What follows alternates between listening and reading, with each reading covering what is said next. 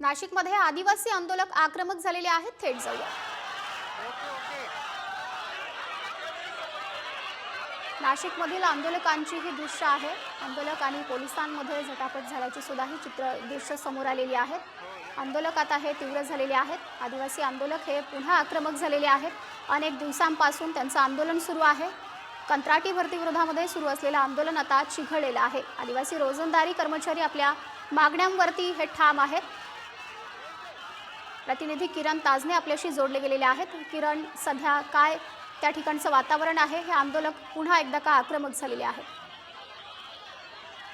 रोजंदारीचे हे संपूर्ण कर्मचारी आहे वर्ग 3 आणि 4 चे, त्यांना रोजंदारीच्या संदर्भामध्ये आदेश न मिळाल्यानंतर गेल्या 36 दिवसांपासून हे आंदोलक जे आहे ते नाशिकच्या आदिवासी विकास भवनाच्या समोर या ठिकाणी बिराड आंदोलन करतायत। प्रामुख्याने बघितलं तर गेल्या 2 ते 3 दिवसांपासून हे आंदोलक आक्रमक होत आहेत। आदिवासी विकास भवनामध्ये शिरण्याचा प्रयत्न करतायत।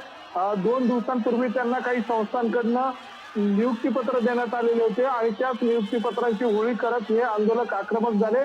शासनाने त्यांच्यासोबत संवाद साधावा अशा स्वरूपाची त्यांची अपेक्षा आहे। मात्र गेल्या 2 दिवसांपासून ते अल्टिमेटम देत आहे, मात्र अद्यापपर्यंत त्यांचा शासनाकडून कुठल्याही संदर्भामध्ये संवाद झालेला नाहीये आणि त्यामुळे पुन्हा एकदा हे आंदोलक जे आहे ते आदिवासी विकास भवनामध्ये फिरण्यासाठीचा गोंधळ या ठिकाणी करतायत। पोलीस त्यांना मात्र या सगळ्या दरम्यान अडवताय। जोरदार घोषणाबाजी आंदोलकांकडून दिली जाते। माधुरी, किरण, या आंदोलकांच्या नेमक्या आता काय प्रमुख मागण्या आहेत? माधुरी, खर तर वर्ग 3 आणि वर्ग 4 चे कर्मचारी आहेत। रोजंदारीवर आदिवासी आश्रमशाळांवर हे काम करत असतात आणि यामध्ये त्यांना नव्यानं बाह्यस्रोतद्वारे जी भरती प्रक्रिया राबवलेली आहे तिच्यावर त्यांनी आक्षेप घेतलेला आहे। ती भरती रद्द करावी अशा स्वरूपाची त्यांची मागणी आहे आणि त्यांना पुन्हा एकदा नियुक्ती द्यावी अशा स्वरूपाची एक मागणी आहे। अशा या मागण्यांना घेऊन ते आंदोलक या ठिकाणी आक्रमक होत आहे आणि त्या सगळ्या पार्श्वभूमीवर अद्यापपर्यंत शासनाकडून त्यांच्या या आंदोलनाची दखल घेतली गेली नाहीये आणि त्यामुळे हे आंदोलक जे आहे ते वेळोवेळी या ठिकाणी आक्रमक होताना दिसून येत आहे। माधुरी, किरण, सध्या त्या ठिकाणी कसं वातावरण आहे? कारण पोलिसांमध्ये सुद्धा आणि आंदोलनकर्त्यांची बाचाबाची सुद्धा बघायला मिळते। या सगळ्या दरम्यान जर माधुरी बघितलं तर जे आंदोलक आहेत ते या ठिकाणी घोषणाबाजी देत आहे। आदिवासी विकास भवनामध्ये शिरण्यासाठीचा ते प्रयत्न करताय। काही आंदोलक मात्र या सगळ्या दरम्यान त्यांना थांबवण्यासाठीचा प्रयत्न करताय। मात्र काही आंदोलक जे आहेत ते या ठिकाणी आक्रमक भूमिका घेऊन थेट आदिवासी आयुक्तालयामध्ये शिरण्यासाठीचा प्रयत्न करताय। अधिकाऱ्यांना जाब विचारण्यासाठी ते या ठिकाणी आक्रमक भूमिका घेताना दिसून येत आहे। मात्र या सगळ्या मागण्यांच्या पार्श्वभूमीवर जर बघितलं तर सरकारी पातळीवर अद्यापपर्यंत या सगळ्या संदर्भामध्ये कुठल्याही हालचाली होत नसल्यानं या आंदोलकांमधला रोष जो आहे तो वाढत चाललेला आहे। पोलीस या सगळ्या दरम्यान आंदोलकांना थोपवण्याचा प्रयत्न करतायत। आयुक्तालयामध्ये शिरू न देण्यासाठी हे सगळे पोलीस या ठिकाणी मोठ्या प्रमाणात उपस्थित आहे। मात्र आंदोलक जे आहे ते आपल्या मागण्यांवर ठाम आहे आणि या ठिकाणी आक्रमक भूमिका घेताना दिसून येत आहे। गेल्या काही दिवसांपासून या आंदोलकांची भूमिका जी आहे ती आक्रमक होताना दिसून येते। काही वेळापूर्वी एका आंदोलक महिलेची तब्येत खालावलेली होती। तिला तात्पुरत्या स्वरूपामध्ये या ठिकाणी प्राथमिक उपचार डॉक्टरांकडनं केले गेले। तिची तब्येत स्थिर आहे। मात्र याच दरम्यान हे जे आंदोलक आहे हे आक्रमक होताना या ठिकाणी दिसून येत आहे। खासगीकरणाच्या विरोधामध्ये या ठिकाणी या आंदोलकांनी प्रेत यात्रा देखील या ठिकाणी प्रतिकात्मक स्वरूपामध्ये काढलेली होती आणि त्या सगळ्या अनुषंगाने जर बघितलं तर हे आंदोलक जे आहे ते आंदोलक या ठिकाणी आक्रमक होताना दिसून येत आहे। नक्कीच किरण, हे आंदोलक सगळे आक्रमक झाल्याचं दिसतं आहे। मात्र ही सगळी परिस्थिती आता नियंत्रणामध्ये आणण्यासाठी कसे प्रयत्न सुरू आहेत?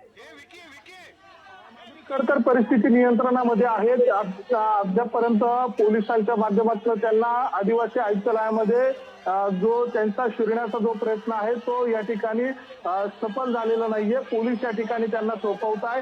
मात्र प्रामुख्याने जर बघितलं तर त्यांच्या ज्या मागण्या आहेत त्या मागण्यांच्या संदर्भामध्ये अधिकाऱ्यांनी येऊन त्यांच्याशी बोलावं अशा स्वरूपाची त्यांची मागणी आहे। मात्र तसं न झाल्यामुळे हे आंदोलक जे आहे ते टप्प्याटप्प्याने या ठिकाणी आक्रमक होताना दिसून येत आहे।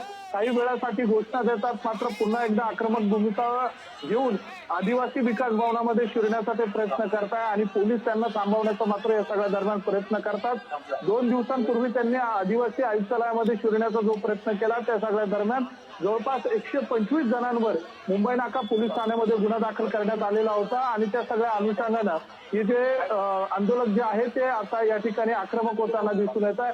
आपण जर बघितलं तर आता या ठिकाणी जे आंदोलक आहे ते मध्यरात्रीपर्यंतचा इशारा देत आहे आणि हे आंदोलन जे आहे ते असं सुरू राहील, सरकारनं रात्रीपर्यंत आमच्याशी बोलावं अशा स्वरूपाची त्यांची या ठिकाणी अपेक्षा आहे। आणि त्या सगळ्या पार्श्वभूमीवर जर बघितलं तर या ठिकाणी आंदोलनकर्ते जे आहे ते या ठिकाणी आपली भूमिका मांडताना आपल्याला दिसून येत आहे। माधुरी, नक्कीच किरण, धन्यवाद दिलेल्या सर्व माहितीसाठी। आपण या सर्व परिस्थितीवर देखील लक्ष ठेवून राहा। तर गेल्या 36 दिवसांपासून या सर्व आंदोलनकर्त्यांचं आंदोलन हे सुरूच आहे आणि आता हे आंदोलन चिघळण्याची परिस्थिती पाहायला मिळते आहे। यासह बाळासाहेब थोरात यांनी सुद्धा या सर्व आंदोलनकर्त्यांची भेट घेतलेली होती। मात्र आता सध्या पुन्हा एकदा आक्रमक पवित्रा या आंदोलनकर्त्यांनी घेतलेला आहे। गेल्या 36 दिवसांपासून सर्व आंदोलनकर्त्यांचं बिऱ्हाड आंदोलन हे सुरू आहे। आदिवासी रोजंदारी कर्मचारी आपल्या मागण्यांवरती ठाम आहे आणि आता सध्या आदिवासी विकास भवन परिसरामध्ये पुन्हा एकदा त्यांनी आक्रमक पवित्रा घेतलेला आहे। मात्र पोलिसांकडून ही सर्व परिस्थिती नियंत्रणामध्ये आणण्यासाठी प्रयत्न सुरू आहेत। वर्ग 3 आणि वर्ग 4 हे सर्व रोजंदारी कर्मचारी आहेत। नियुक्ती आदेश न मिळाल्यानं आंदोलक या ठिकाणचे आक्रमक झालेले आहेत आणि आज रात्री 1 वाजेपर्यंत जर निर्णय झाला नाही तर गनिमी काव्याचं आंदोलन करणार असा इशारा सुद्धा या आंदोलनकर्त्यांकडून दिला गेलेला आहे। आज खासगीकरणाची प्रेतयात्रा काढून आंदोलकांनी आक्रमक भूमिका सुद्धा घेतलेली आहे।